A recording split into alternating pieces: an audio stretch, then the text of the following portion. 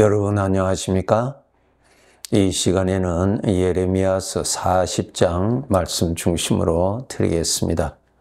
1절의 말씀을 보면 사령관 느부사라단이 예루살렘과 유다의 포로를 바벨론으로 옮기는 중에 2절 사령관이 예레미야를 불러다가 4절 내가 오늘 내 손에 사슬을 풀어 너를 풀어주노니 만일 내가 나와 함께 바벨론으로 가는 것을 좋게 여기거든 가자. 내가 너를 선대하리라. 만일 나와 함께 바벨론으로 가는 것을 좋지 않게 여기거든 네가 좋게 여기는 대로 옳게 여기는 곳으로 갈지니라. 6절 예레미야가 그 땅에 남아있는 백성 가운데서 그와 함께 사니라. 예레미야를 석방해 주면서 한 말이 오늘 본문의 내용입니다. 4절에 보면은 내가 오늘 내 손에 사슬을 풀어 너를 풀어 주노니 만일 네가 나와 함께 바벨론으로 가기를 원하면은 같이 가자. 바벨론에서 내가 너를 후하게 살도록 대우해 주리라. 그렇게 제안을 하죠. 만일 내가 이곳에 머물러 있기를 원한다면 네가 결정하는 대로 내가 그렇게 해 주리라. 그렇게 선처를 베풀어 주는 내용입니다. 6절에 보면은 예레미야가 어떻게 결정했다고 기록되어 있습니까? 그 땅에 남아있는 백성 가운데서 그와 함께 있기를 원하였습니다. 그래서 예레미야는 가난한 백성들, 천한 백성들만 남아서 있는 그 무리 속에 예레미야도 함께 살게 된 것입니다. 여기서 우리가 읽어야 하는 말씀은 우리 사람 속에 살아있는 죄의 성품에서는 내가 남보다 대우 잘 받기를 원합니다. 그런 성품이 우리들 속에 다 있습니다. 태어날 때부터 그러한 성품이 살아 있습니다. 그 성품을 따라서 평생 우리가 영향을 받아서 살거든요. 예레미야도 우리와 똑같은 사람이기 때문에 예레미야 속에 있는 죄의 성품에서는 내가 남보다는 대우를 받고 편안하게 살기를 원하는 그러한 죄의 성품에서 욕심은 다 살아 있습니다. 그런데 예레미야는 그 성품을 따라서 결정하지 아니하였다고 하는 것입니다. 자기 동족과 함께 살도록 했다는 것입니다. 그것이 하나님께서 인도하신 생명의 생각이라는 것입니다. 왜 그것이 생명의 생각인지, 왜 그것이 아주 중요한 결정인가에 대해서 설명해 드리겠습니다. 마태복음 5장 13절에 보면은 구원받은 하나님의 백성들을 향하여서 주님이 말씀하시기를 너희는 세상의 빛이요 너희는 세상의 소금이라고 그 말씀하신 거 우리가 너무나 잘 알죠? 세상의 빛이라는 말은 세상이 영적으로 어둡다는 것이죠. 영적인 빛은 하나님이거든요. 그러니까 하나님이 없는, 빛이 없는 곳에 사는 사람은 영적인 어둠에서 살고 있는 것입니다. 그럼 영적의 어둠에 살고 있는 사람에게 필요한 것이 무엇입니까? 빛이 필요합니다.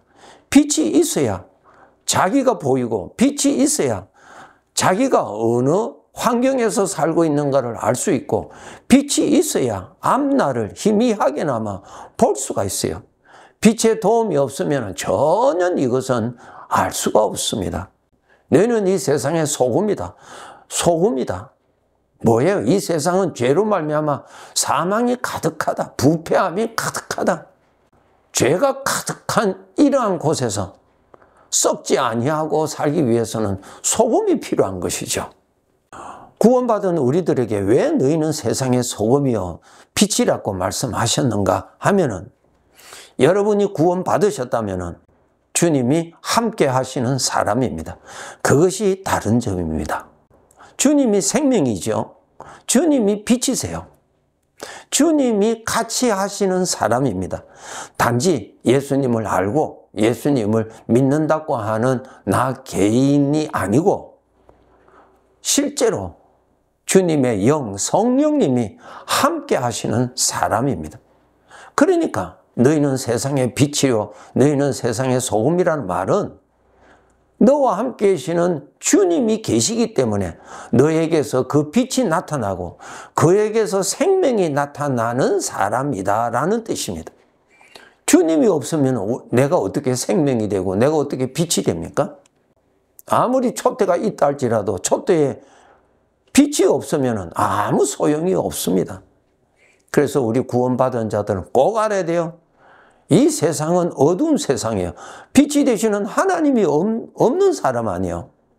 저들에게 물어보세요. 하나님을 인정하는지. 하나님 믿지 않아요. 즉 하나님이 없는 사람이에요. 즉 영적으로 어둠에 살고 있는 사람입니다. 이 세상을 떠나면 영원한 어둠에서 살 사람이에요. 이러한 사람들이 살고 있는 곳에 우리가 지금 섞여서 삽니다. 왜 섞여서 삽니까? 나에게서 그 빛이 나타나게 하기 위한 하나님의 뜻입니다. 이 세상 사람들이 필요한 것은 무엇입니까? 자기 욕심 채우는 거 필요하고요. 관심이 있고요. 자기가 대우받기를 원하는데 관심이 있어요. 다 그림자요. 풀의 꽃과 같은 것입니다. 아무런 가치가 없어요. 이 세상을 떠날 때. 이 세상을 떠날 때 그 만족이 있나요? 하나도 없어요. 그 만족이 남아 있어야 되잖아요. 이 세상을 떠날 때 만족이 어디 있어요?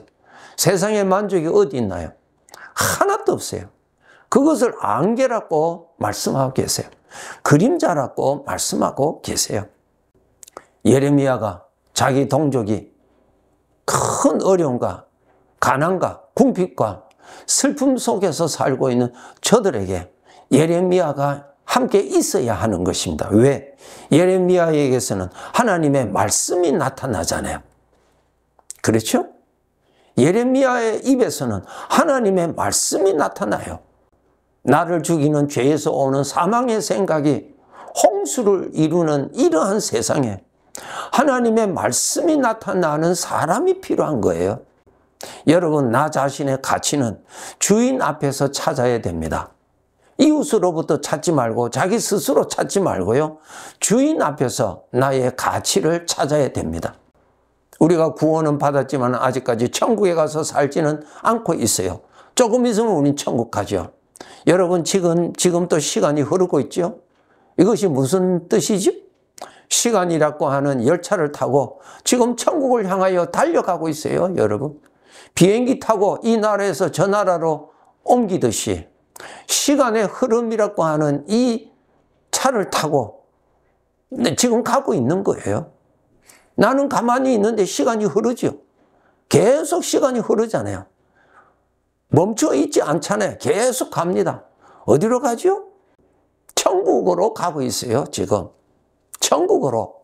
예수 그리스도를 믿는 사람은 흐르는 시간이라고 하는 시간 속에서 지금 천국으로 가고 있어요.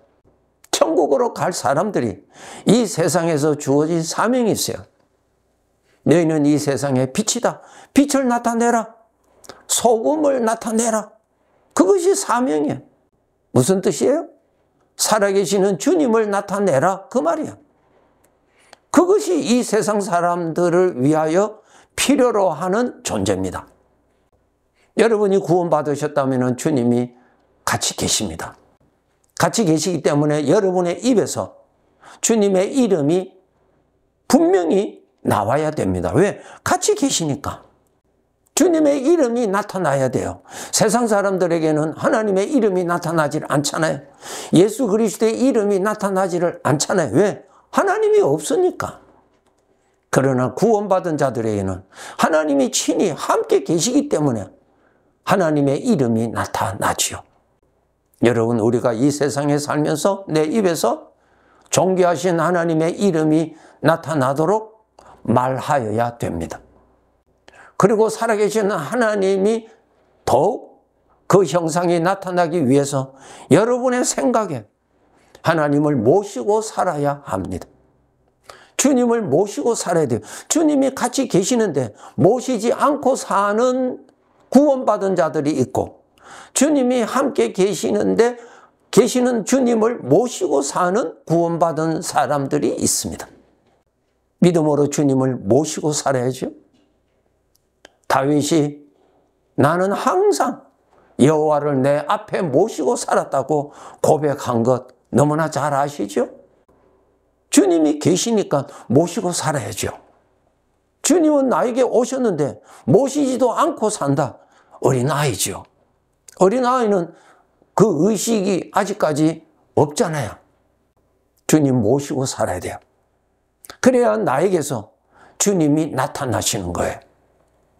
이 세상 사람들을 향한 우리의 사명을 알아야 돼요. 하나님이 계시다는 것이 나타나게 살아라, 그 말이에요. 하나님을 더욱더 가까이 하면은 하나님이 더욱더 잘 나타나지요. 하나님을 가까이 하는 방법이 무엇입니까? 하나님의 말씀을 가까이 하세요. 하나님의 말씀을 가까이 한다는 말은 말씀을 많이 생각한다는 거예요. 생각을 하세요. 하나님을 생각하세요. 그렇게 말씀하신 하나님을 생각하세요. 말씀을 읽는데 말씀하신 하나님은 생각하지 않는다면 말씀을 바르게 읽는 것이 아닙니다. 하나님의 말씀을 읽으면서 말씀하신 하나님을 만나는 거예요.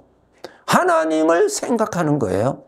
하나님을 생각해야 나에게서 하나님이 많이 나타나십니다. 예를 들어서 내가 슬픈 일을 많이 생각하면은 그 슬픔의 기색이 얼굴로도 나타나고 말로 나타나고 행동으로 나타나잖아요. 예수님께서 말씀하셨죠? 내 마음에 있는 대로 나타나는 것이라고 알려주셨어요. 그래서 주님을 많이 생각해야 나에게서 주님의 형상이 더 많이 나타나게 됩니다. 우리는 예수 그리스도를 믿어서 구원을 받아서 지금 이 시간을 타고 천국을 향하여 가고 있는데 때가 되면 우리는 천국에 도착합니다. 그곳에서 살 것입니다. 그러나 구원받지 못한 사람들은 이 시간의 흐름을 타고 어디로 가고 있어요? 영원한 멸망으로 가고 있는데 이 자체를 본인은 전혀 모르고 살고 있습니다. 왜?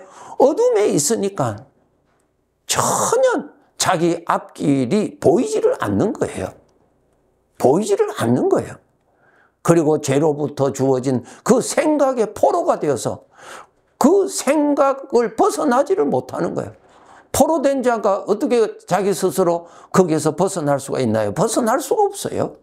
이런 어둠 속에 살고 있는 자들에게 예수를 믿는 사람을 통해서 예수 그리스도의 이름을 듣도록 해주고 저들이 보는 가운데서 주님의 닮은 모습이 그래도 어느 정도 나타나도록 해야 하는 것이 저들을 사랑하는 것입니다.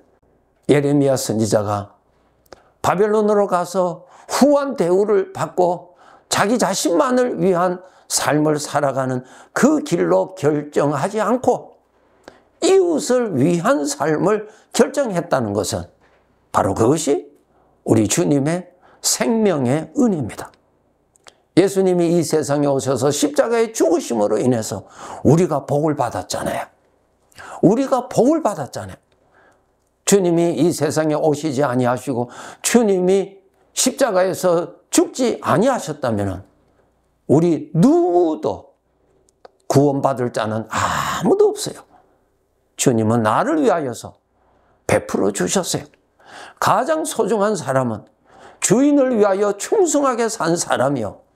그 다음에 소중한 사람은 이웃에게 유익을 끼치는 사람이 소중한 사람입니다. 그런데 죄의 특징은 전적 자기를 위해서 살고 자기의 만족을 위해서 살고 자기의 기쁨을 위해서 삽니다. 그것이 죄가 준 사상입니다. 참 죄의 생각과 생명의 생각은 그렇게 반대입니다. 죄의 생각은 나 자신을 위하여서 살도록 유혹하니까 그것이 나에게 너무너무 맞닿고 생각하게 되기 때문에 그 길을 가게 되는 것입니다. 나의 주인 되시는 하나님께서 말씀하시기를 주인이 보시기에 좋았다 하는 삶을 살아라 그 말이죠. 그러니까 나 자신이 주인이 아니기 때문에 주인 중심으로 나를 판단하고 주인 중심으로 주인이 기뻐하시는 대로 살도록 살아라.